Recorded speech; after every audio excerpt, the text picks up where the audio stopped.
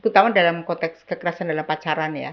Pacarnya Iya. di Di video video, kemudian itu dijadikan alat untuk blackmail gitu, untuk memeras bahwa kalau kamu sampai memutus aku, atau nggak memenuhi permintaanku, entah uang, entah apa, ini bisa aku sebarkan.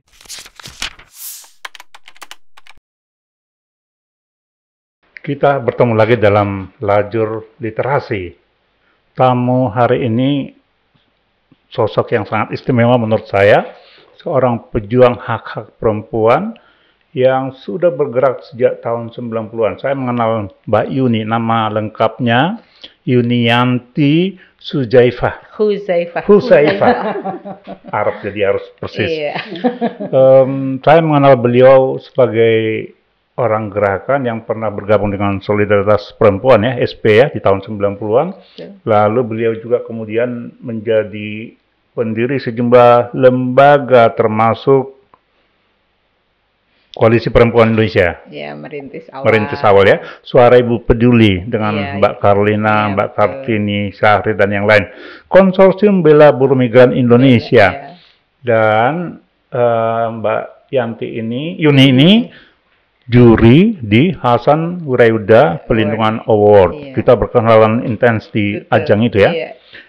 Baik, kita akan bercakap dengan Mbak Yuni, terutama tentang perkembangan gerakan perempuan di Indonesia. Tapi sebaiknya mulai dari Undang-Undang Tindak Pidana Kekerasan Seksual, Undang-Undang TPKS, yang lahir tahun 2020, dan sampai sekarang setelah 2 tahun berselang, masih tersendat. 2022, sekarang 2024 ya. Tapi sejauh ini belum efektif berlaku. Ya. Barangkali kita bisa mulai dengan itu ya, Mbak, evaluasinya Mbak Yuni terhadap pelaksanaan Undang-Undang TPKS ini ya kan. Sebenarnya ini kan semacam milestone ya di kalangan aktivis perempuan bahwa lahir undang-undang yang sangat progresif yang memberi ruang lebih besar kepada korban, terutama perempuan ya Mbak. Tapi di realitasnya pelaksanaannya masih tersendat-sendat gitu.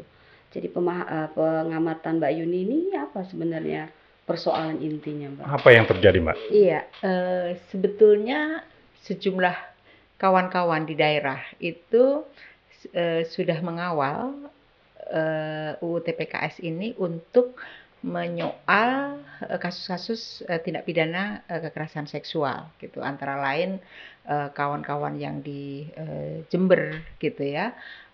Lalu juga kemarin di kasus di Jambi gitu, untuk melihat bahwa setidaknya bagaimana penanganan terhadap korban yang harus ramah terhadap korban, untuk tidak untuk tidak mereviktimisasi korban. Jadi kayak melakukan uji coba tindak pidana terpadu gitu ya. Itu udah mencoba dilakukan, tapi memang hambatannya itu sejumlah peraturan turunannya itu kan banyak ya di listnya tuh. Jadi ada yang soal bagaimana pemantauan bersama, itu juga belum selesai.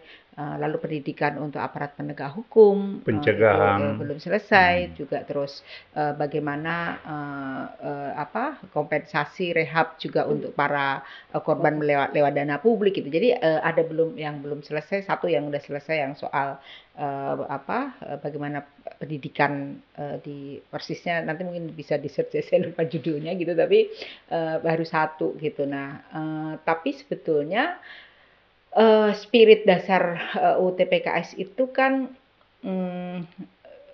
revolusinya cukup besar ya. Yang pertama revolusi soal pemidanaan yang variatif gitu, tidak hanya penghukuman penghukumannya tidak hanya pemenjaraan saja, tetapi misalnya termasuk sita harta gitu ya. Pemenjaraannya juga berbasis pada human right, karena sebelumnya kan ada isu akan dikebiri pengebirian yang itu salah logika karena asumsinya kekerasan seksual itu hanya soal, mohon maaf, soal genital, soal penis gitu kan, padahal ini soal ada isi kepala, ada soal relasi kuasa gitu kan.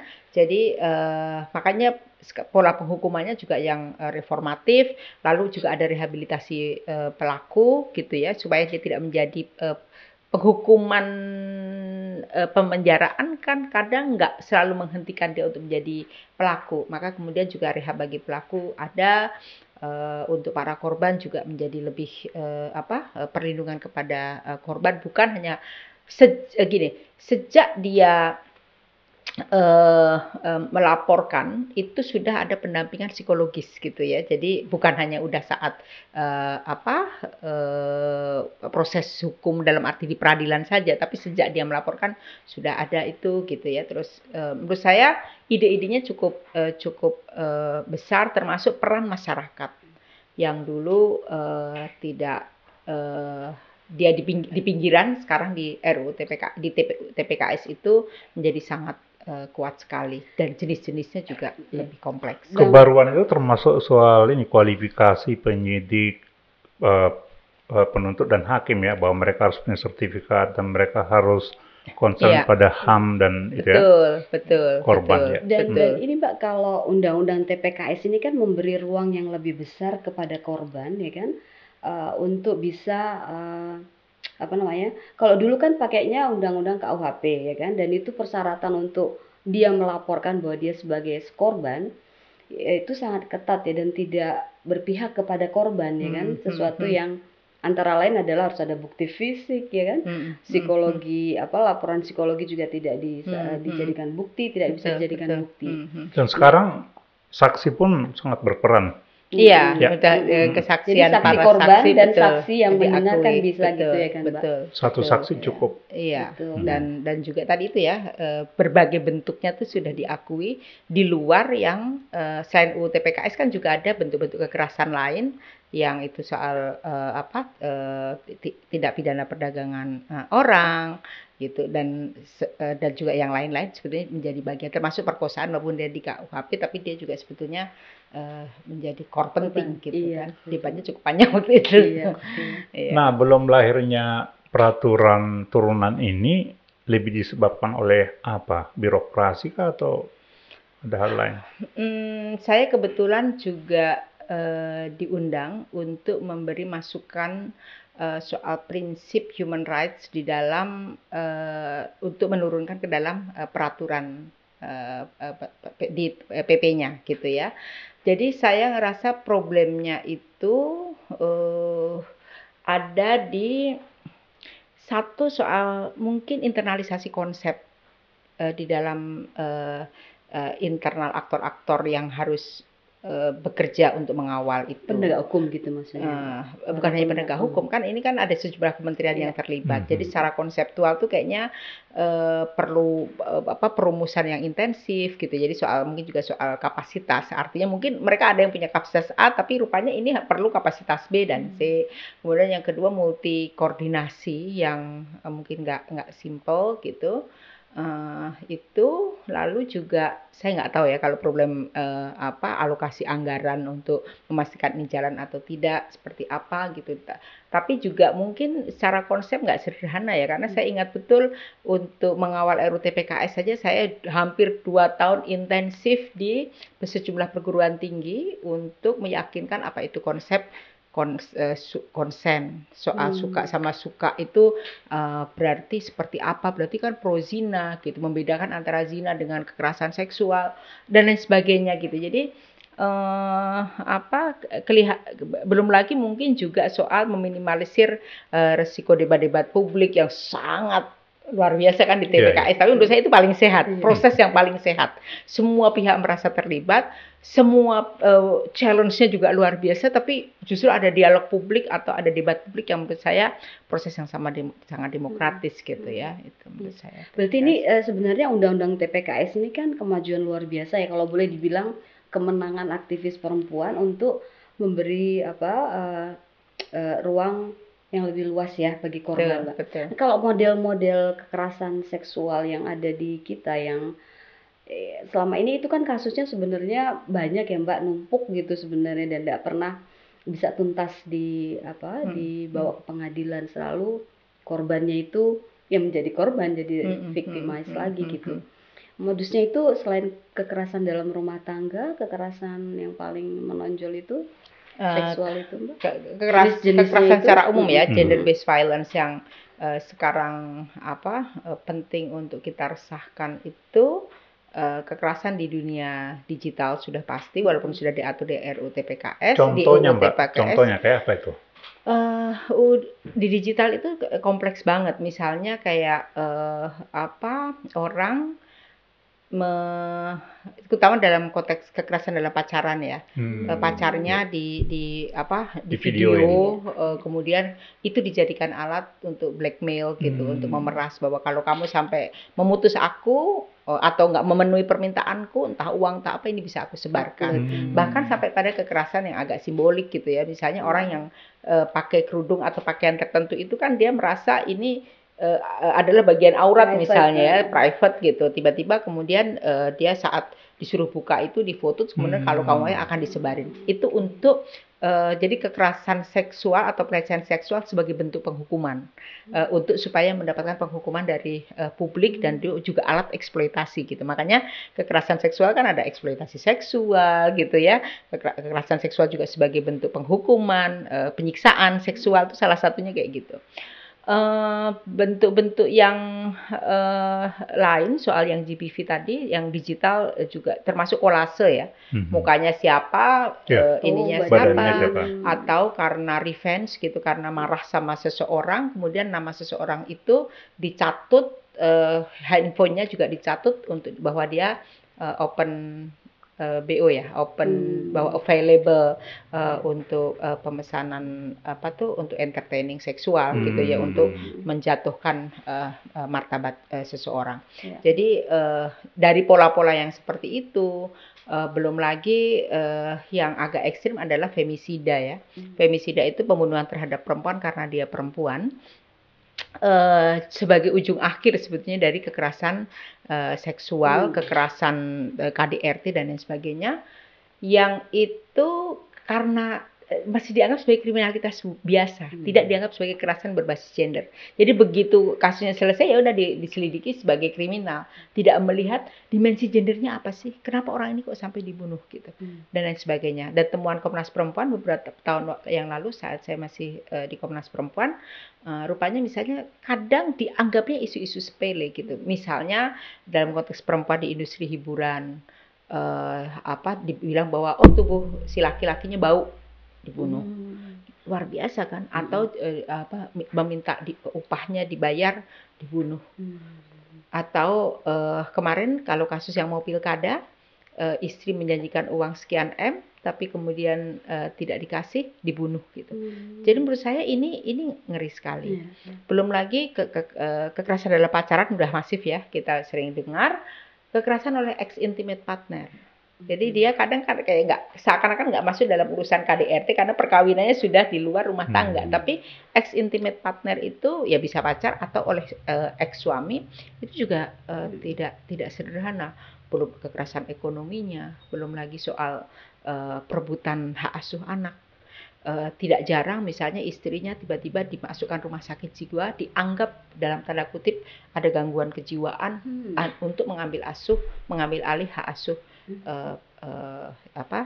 anaknya gitu. Dan waktu di Komnas Perempuan melakukan pemantauan di rumah sakit jiwa, saya menemukan betul betapa isu violence itu membuat perempuan-perempuan akhirnya harus menjadi pasien di tempat-tempat rehabilitasi.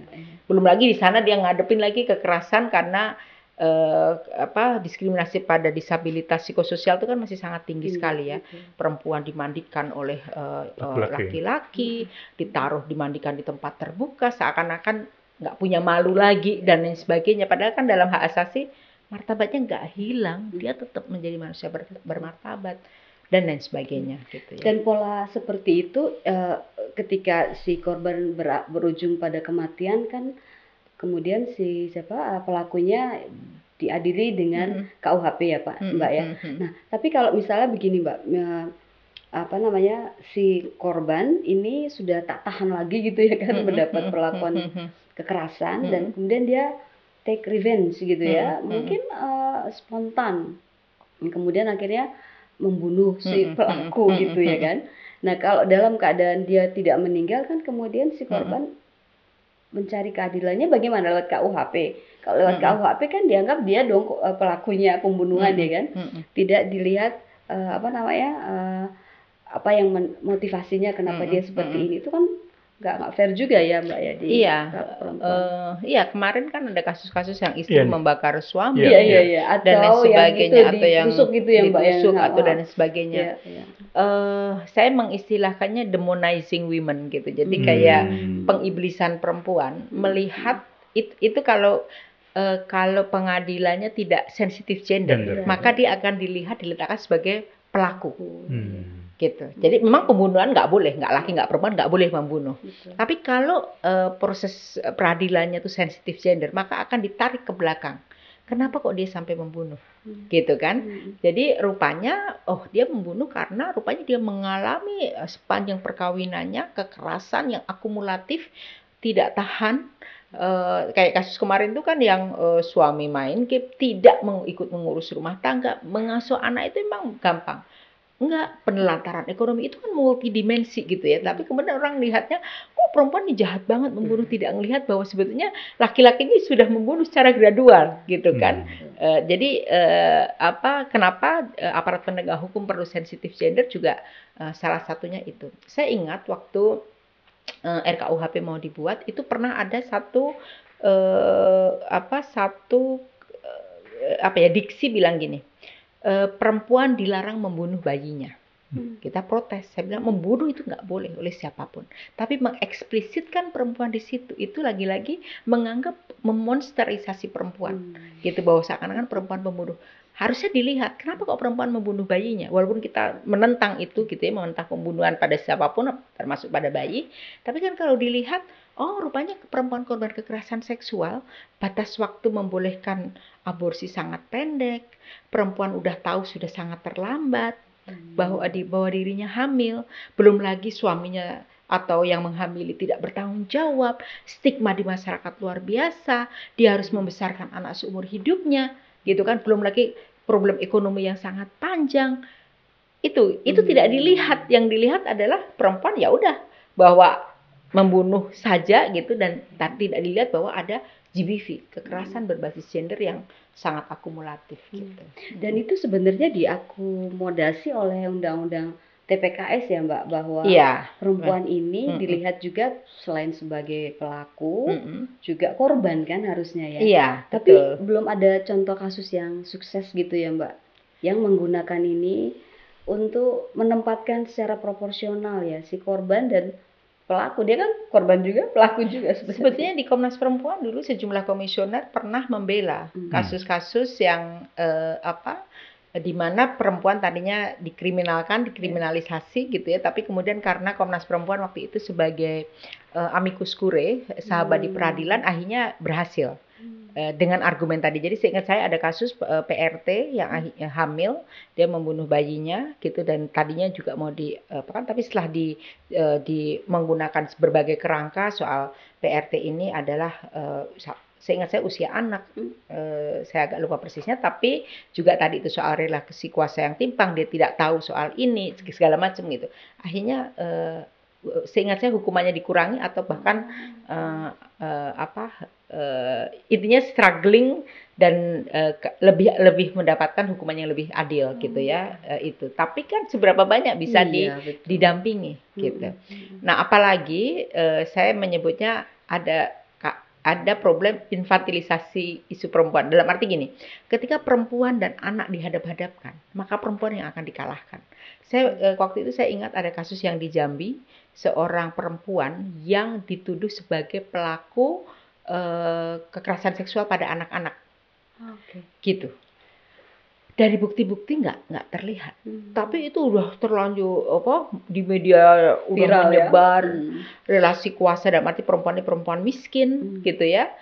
Dan begitu perempuan berurusan dengan hukum dan dia pelaku, itu belum apa-apa sudah pengadilan sudah selesai bahwa dia diadili, memang dia ini perempuan jahat kayak gitu ya. Jadi tanpa lebih detail dilihat kasusnya gitu. Jadi saya ingat dulu memantau kekerasan narkoba, perempuan-perempuan yang terjebak dalam narkoba, itu juga begitu, bahwa dia adalah perempuan belum pengadilan itu akan lihat dia adalah perempuan iblis gitu.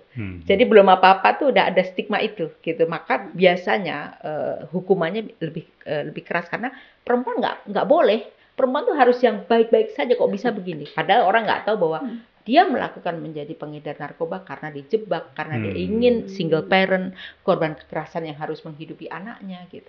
Dan begitu dia keluar dari penjara sering ditolak oleh masyarakat, nggak bisa dapat kerjaan, nggak bisa diterima oleh perusahaan. Akhirnya kok selalu bilangnya kok bisa berulang keluar masuk ketagihan ya. Padahal dia nggak punya opsi pekerjaan gitu. Jadi bagaimana isu GBV itu sedemikian berputar-putar gitu ya, karena kita tuh ada kecenderungan memproduce undang-undang itu lebih kencang daripada mereformasi kesadaran kultural gitu. Jadi undang-undang jadi kayak artefak. Dia kayak ada di rak saja gitu ya, tidak dibunyikan oleh masyarakat gitu ya untuk nggak menstigma korban dan lain sebagainya gitu. Mbak Yuni, undang-undang TPKS ini kan mensyaratkan bahwa penyidik lalu hakim dan penuntut itu punya perspektif gender. Nah, sejauh ini menurut pengamatan Mbak, apakah sudah lumayan banyak orang seperti itu di Republik ini? Mengkuantifikasinya mungkin perlu ada riset masif ya, tetapi dulu waktu Komnas Perempuan bikin review 10 tahun pemberlakuan CEDAW, Konvensi Anti Diskriminasi Terhadap Perempuan, itu terlihat 10 tahun atau 20 tahun ya waktu itu, terlihat sekali bahwa aparat penegak hukum minim sekali memahami isu gender. Selain itu, waktu kita tanya lebih lanjut, kenapa kok tidak terlalu paham? Jarang ada training. Jadi terus juga jarang ada sosialisasi tentang SIDO. Lalu yang dipelajari apa? Yang paling populer itu 2, undang-undang trafficking sama undang-undang anti korupsi. SIDO nggak terjadi sosialisasi. Nah, ini RUU TPKS ini seberapa jauh juga itu populer? Karena yang saya tahu sebenarnya ngecek saya nggak usah sebut wilayah ya, itu ada polisi aparat penegak hukum yang belum membaca detail gitu ya, hanya tahu lewat media dan lain sebagainya gitu ya, dan mereka juga kebingungan apakah ini bisa diaplikasi atau dan lain sebagainya kayak gitu. Jadi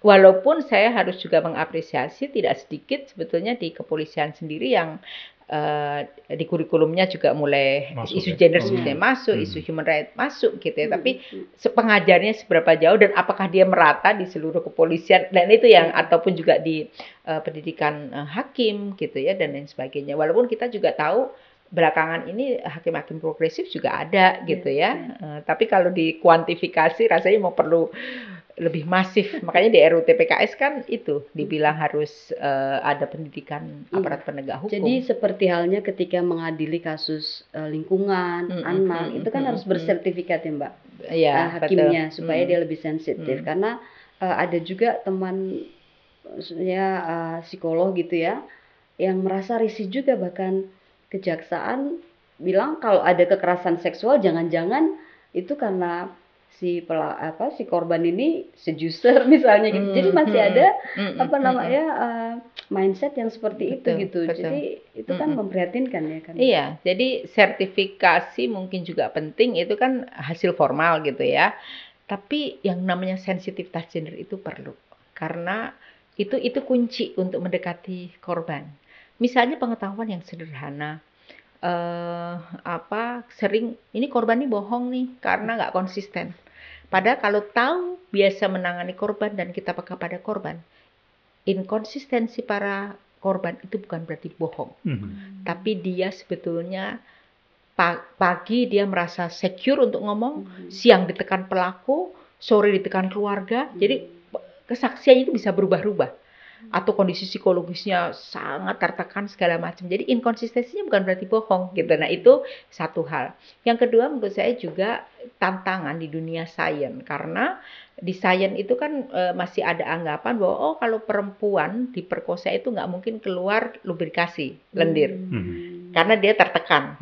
Tapi jurnal yang lain juga dimungkinkan itu keluar itu. Nah, jadi Nah, tapi yang banyak beredar di aparat penegak hukum itu, ilmu itu, bahwa kalau dia keluar dari berarti ikut menikmati. Itu bukan perkosaan, kalian juga sama suka menikmati. Nah, menurut saya bagaimana sebenarnya proses hukum ini juga harus didukung oleh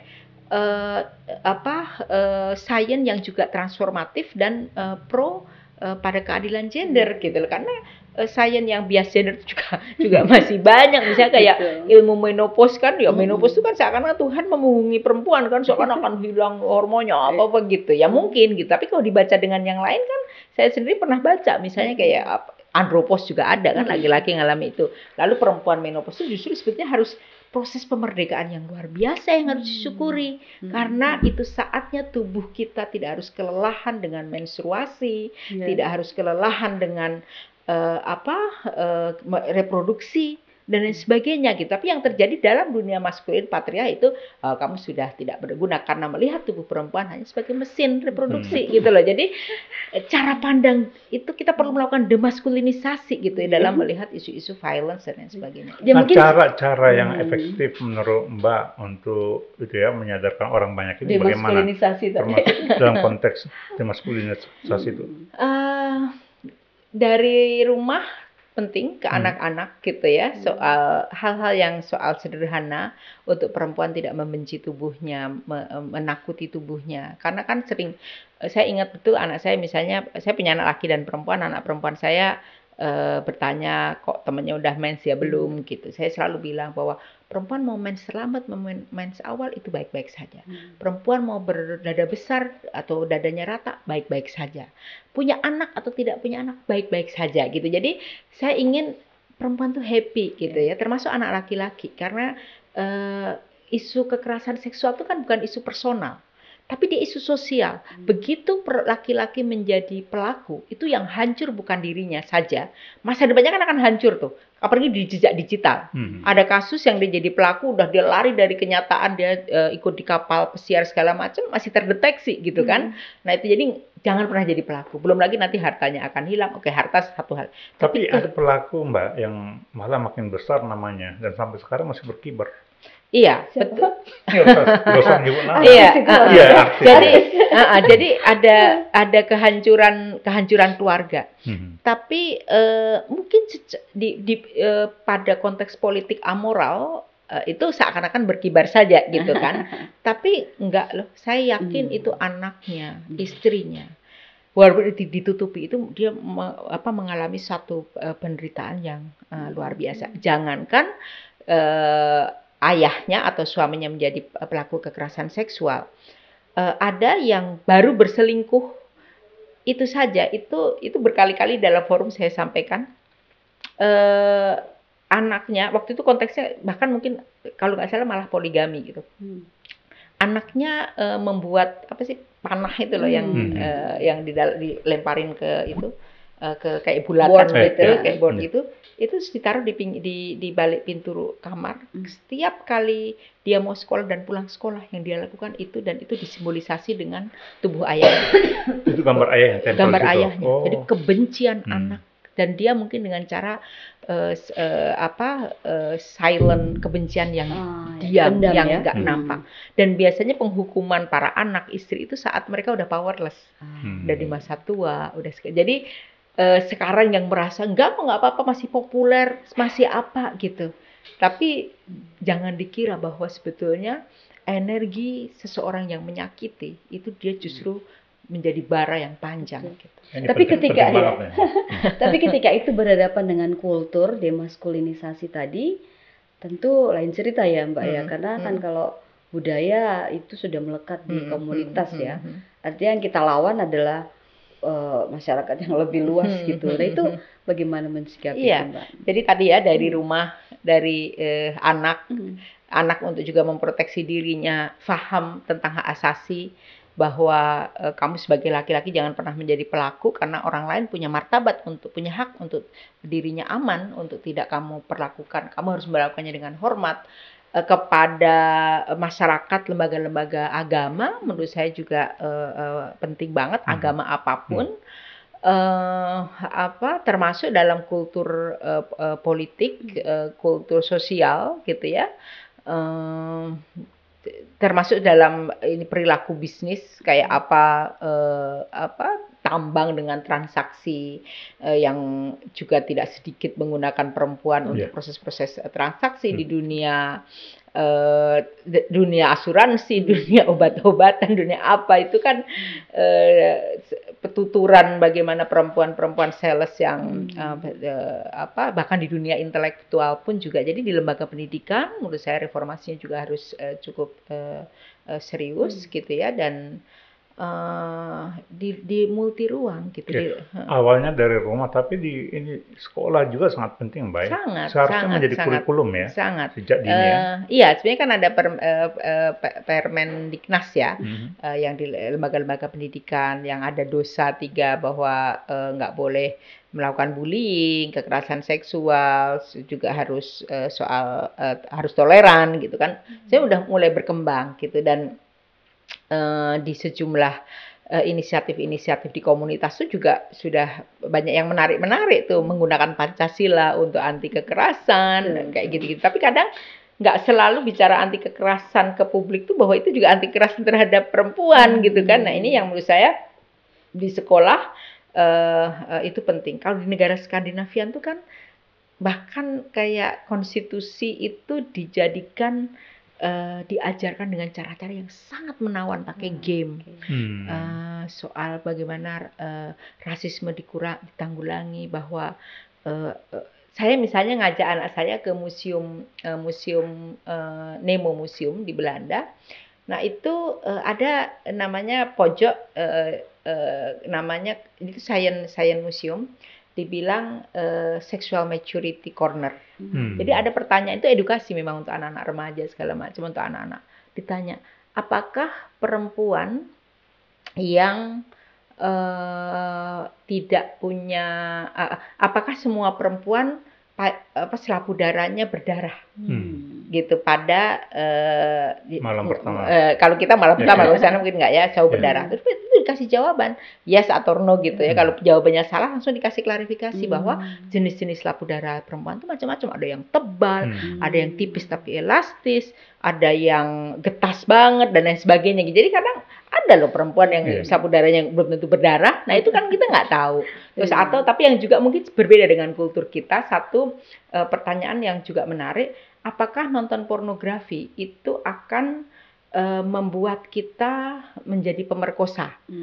Kan kita di kultur Indonesia kan kecenderungannya cara pandangnya gitu ya. Tapi kalau di sana bilang enggak, karena yang terpenting ada kontrol kita gitu. Tentu soal pornografi kita juga nggak setuju gitu ya. Tetapi yang ditekankan adalah soal perlu kontrol. Karena saya suka merasa belakangan ini kenapa ya? Jangan-jangan karena asumsi pornografi memicu itu, akhirnya kita nggak bisa ngontrol pornografinya, seakan-akan menyalahkan pornografinya. Padahal yang harus kita lakukan selain tentu soal pornografinya, tapi soal kontrol diri gitu loh. Kontrol diri yang luar biasa, bahwa mau nonton apapun, kalau kamu punya kontrol diri bahwa seseorang punya martabat untuk tidak diotak-atik bahwa dia manusia yang diciptakan Tuhan dengan indah gitu ya, yang nggak perlu diapa-apain, ya orang bisa hormat gitu. Nggak, itu termasuk nggak ke laki-laki, nggak ke perempuan ya gitu ya. Menurut saya soal kontrol diri dan pemartabatan. Menarik tadi contoh di Museum Nemo di Belanda itu ya.